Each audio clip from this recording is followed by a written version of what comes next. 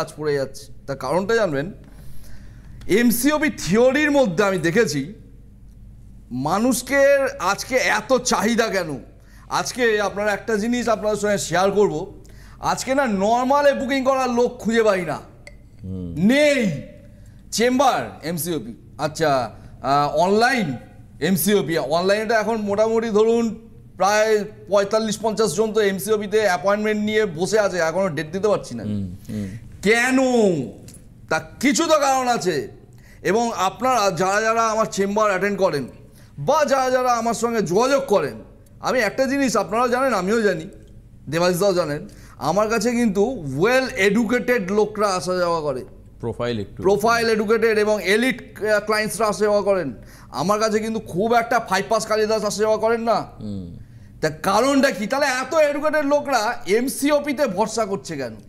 ঠিক যেমন ধরুন আপনাকে যদি মানে বলা হয় যে আপনাকে ভবিষ্যতে একটা টাকাকে কিছু অংশ বাড়াতে হবে, তা আপনার মাথায় কিন্তু ফার্স্ট আসবে সোজা পথে, সেটা হচ্ছে কোনোভাবে এফডি করা, আচ্ছা মিউচুয়াল ফান্ডে ইনভেস্ট করা, এসআইপি করা, এইসব আপনার মাথায় আসবে। আবার যারা বিজনেসম্যান তাদের মাথায় আসবে যে আমি এই এই এই এই বিজনেসে ইনভেস্ট করবো, এখান থেকে আমি বাড়াবো, যদিও কিছু অংশে কোনো জায়গায় রিস্ক ফ্রি, কিছু অংশে কোনো জায়গায় রিস্কে নিয়েই সেকেন্ডে চলতে হবে, বাট এটাকে বাড়ানোর প্ল্যান করা। এমসিওপিতে হেল্পটা কোন জায়গায় আজকে বলবো। আজকে আমাকে সারা ওয়ার্ল্ড ঘুরে বেড়াতে হচ্ছে কেন, সারা ওয়ার্ল্ডে ছুটতে হচ্ছে কেন?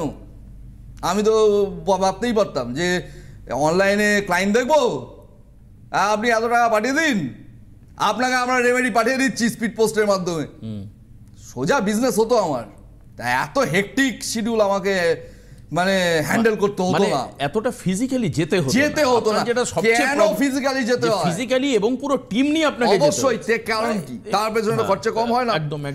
কিসের জন্য? আজকে ধরুন এখান থেকে হয় সেখানে 10 জন 15 জন, অবশ্যই এখান থেকে ধরুন আজকে ধরুন স্পেনে বা কেনিয়াতে বা সাউথ আফ্রিকাতে ভাড়াটি কিন্তু 100 টাকা 150 টাকা 1000 টাকা নয়, সেটা আপনারাও জানেন। একদম। কাজেই সেখানে 10 জন 15 জনকে নিয়ে যাওয়া মানে খুব একটা সোজা ব্যাপার নয় না। কেন? তার পেছনে কিছু তো কারণ আছে। আজকের যারা এডুকেটেড পারসন তারাই বুঝবেন এটা, যারা অতটাও বোঝেন না তাদের ব্যাপারটা আমি বলতে পারবো না। তবে যারা এডুকেটেড পারসন তারা বুঝবেন যে মানুষ, যে কোনো বিজনেসম্যান চাইবে আমার খরচা কি করে কম হয়, তাই তো যে কোনো বিজনেসম্যান চাইবে, হ্যাঁ না I am doing a business, আমি তো এখানে মানে আমি কিন্তু কোনো চ্যারিটি খুলে নেই, I am doing a business, আমি একজন বিজনেস পারসন, তাহলে আমি এত টাকা ইনভেস্ট করছি কেন? তার কারণ একটাই, আমার একটা নিশানা বা একটা টার্গেট বলতে পারেন, সারা ওয়ার্ল্ডে আজকে অবিশ্বাসীকেই চেনে ইন্ডিয়াতে অ্যাস্ট্রোলজার বা বাস্তুবিদ হিসেবে। আগামী 10 বছর 15 বছর 30 বছর পর 40 বছর পর অভিযাত্রীকেই চিনবে। তার কারণটা কি? তার কারণ একটাই, জানবেন আমি আজকে আপনাদেরকে কোনো না কোনো স্টোন চার্জ করে দিতেই পারি, আপনি টাকা পাঠিয়ে দিন, আপনারা তো কিছু বুঝবেনই না, টাকা পাঠিয়ে দিন, আমি একটা স্টোন পাঠিয়ে দিচ্ছি, ঘুরে যাবেন, ঠিক হয়ে যাবে। পাঠিয়ে নয় দিলাম, ওই স্টোন যে ফেলিওর হবে না তার কোনো গ্যারান্টি নেই, কিন্তু নেই কোনো গ্যারান্টি না। ওয়াই? ওইদা স্টোনটি কি মানে অ্যাকচুয়াল তো একদম আইজিআই সার্টিফিকেট সহ দিয়ে দেবো, কিন্তু তার সত্ত্বেও কোনো গ্যারান্টি নেই যে ওই স্টোন ফেলিওর হবে না। কেন? তার কারণটা হচ্ছে, ধরুন আপনি যে বিজনেস করছেন, দেখা যাচ্ছে বিজনেস প্রোডাক্ট ঠিক নেই। যেমন ধরুন আপনি প্রমোটিং করছেন, আপনি কোনো ল্যান্ড ওরিয়েন্টেড বিজনেস করছেন, আপনি কোনো ধরুন কোনো মানে দেশলাই কাঠিবাড়ি যারা তৈরি করে এই ধরনের বিজনেস করছেন। আচ্ছা, এবার দেখা যাচ্ছে মঙ্গলটি আপনার চার্টে কোনোভাবেই অ্যাক্টিভ নয়, ঠিক আচ্ছা হলো। এবার মঙ্গলটিকে তো আর অ্যাক্টিভ করা যাবে না কোনোভাবে, এমনও কিছু চার্ট আছে যেখানে কোনো গ্রহকেই হাত লাগানো যায় না, আছে দেবাশিস দা এমন চার্ট, হিতে বিপরীত হবে, মানে ডাইরেক্ট কোনোভাবে হিট করানো যাবে না। যেমন ধরুন আপনাকে বলা হলো আপনার অমুক গ্রহ খারাপ আছে, আপনি এই স্টোনটি পড়ে নিন। আচ্ছা, এবার আপনি বোঝেন না, আপনি পড়ে দেখছেন আগে যা বা কিছু হচ্ছিল ওটা পড়ার পর সেটা উল্টো এফেক্ট না। এটা অনেক জায়গায় হয়, কিন্তু আমরা শুনিও কেন হয়, পড়ে আরো খারাপ হয় কেন হচ্ছে। কারণ অনেক সময় দেখা যায় কোন প্ল্যানেটকে ডাইরেক্ট হিট করা অনেক চার্টেই প্রায় ধরুন মোর দ্যান 30% চার্টে কিন্তু ডাইরেক্ট হিট করা যায় না বা উচিত নয়। আচ্ছা আচ্ছা এইবার আসি, তাহলে কেন, তাহলে সেই ব্যক্তি কি করবে যে অত টাকা ইনভেস্ট করে বসে আছে? আমার ওনার মঙ্গলকে দরকার নেই, মঙ্গলের পাওয়ার আমি ক্রিয়েট করব এমসিওপি দিয়ে। আচ্ছা মানে এটা পুরোপুরি বাইপাস ওয়েতে কয়। আচ্ছা মানে ধরুন যে কোনো প্ল্যানেটে এনার্জিকে আমরা তৈরি করতে পারি। যে আজকে মেডিকেল সায়েন্স কোন জায়গায় গেছে, এখন রোবট দিয়ে সার্জারি হয়, হ্যাঁ রোবোটিক সার্জারি একদম আজ থেকে 15 বছর 10 বছর আগেও ছিল না, না না ঠিক, ইদানিং এসছে। ইটস আ মডার্ন টেক, তা কেন? ডেফিনেটলি আপডেট হচ্ছে, আমাদের অ্যাস্ট্রোলজিক্যাল থিওরি, বাস্তু থিওরি আপডেট হচ্ছে, একদম তাই। এবং আপডেট করছে কে? আপডেট করছে এই অবিশ্বাসী।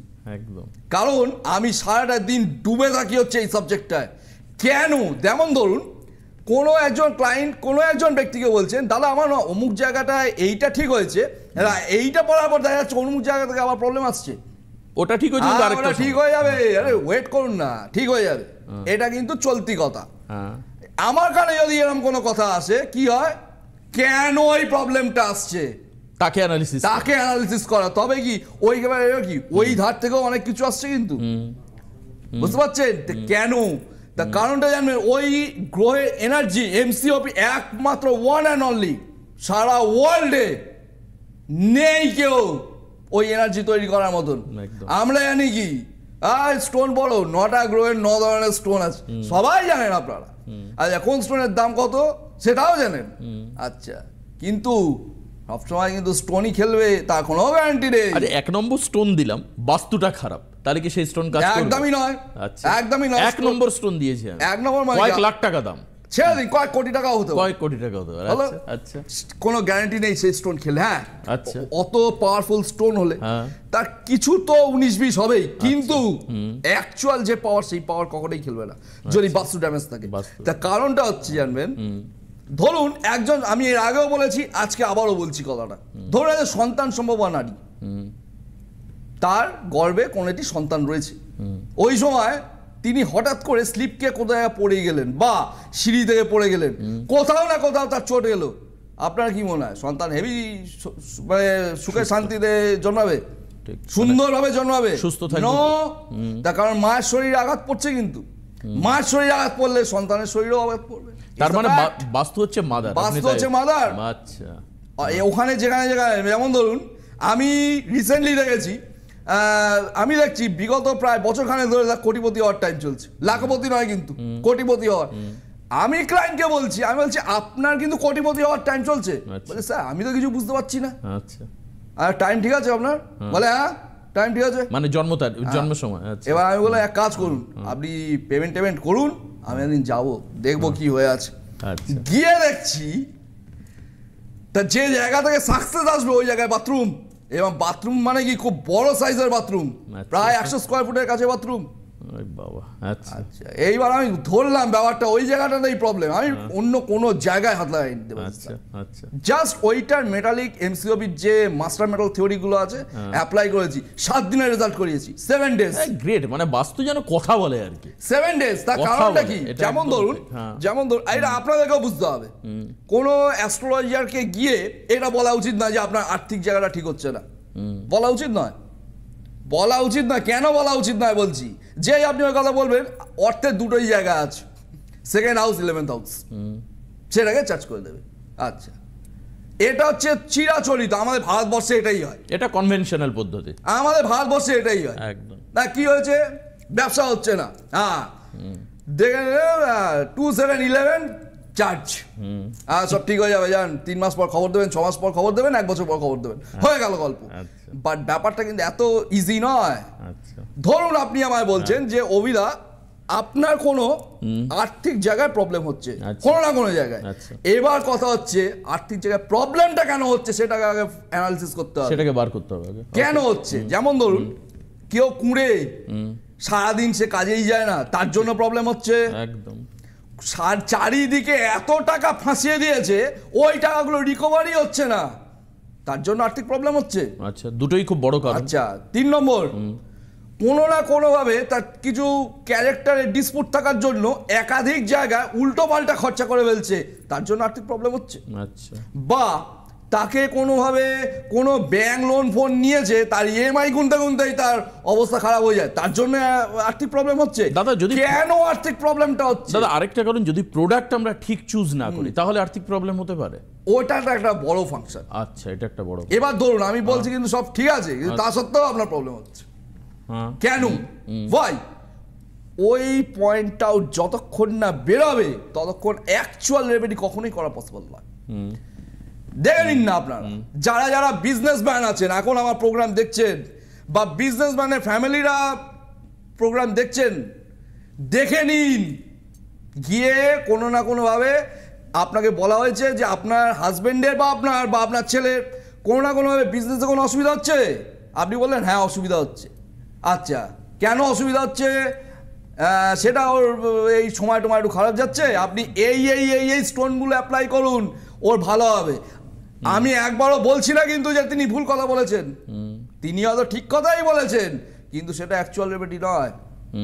যেমন ধরুন আপনাকে যদি ABCDর মধ্যে আটকে রাখা হয়, ABCD, আপনি কিন্তু যদি জিজ্ঞেস করে আচ্ছা তুমি ইংলিশে কি কি জানো, আপনি কিন্তু চারটে লেটারই বলবেন ABCD, এর পরে কিন্তু কি আছে আপনি জানেন না। কিন্তু এখন যদি এলিফ্যান্ট লিখতে বলে তাহলে কি ডি অবধি এনাফ না, কখনোই নয়। আমাকে ফার্স্ট ক্যাপ মানে লেটারটা ই দিতে হবে, তাহলে ডি অবধি কিন্তু এনাফ নয়। কিন্তু আপনি জানেন কিন্তু ডি অবধি। এটা আমাদের ভারতবর্ষের অ্যাস্ট্রোলজিক্যাল থিওরিতে এই ডি অবধি গল্পটাই আছে। ঠিক। এবার এর পরে যদি কিছু হয়, মানে এবার বলছি লেটারের গল্প, তারপর হচ্ছে প্যারাগ্রাফ, তারপর হচ্ছে আরো অনেক কিছু, সেগুলো পড়তে গেলে আপনাকে বাইরে থেকে পড়াশোনা করতে হবে। এখানে পড়াশোনা করলে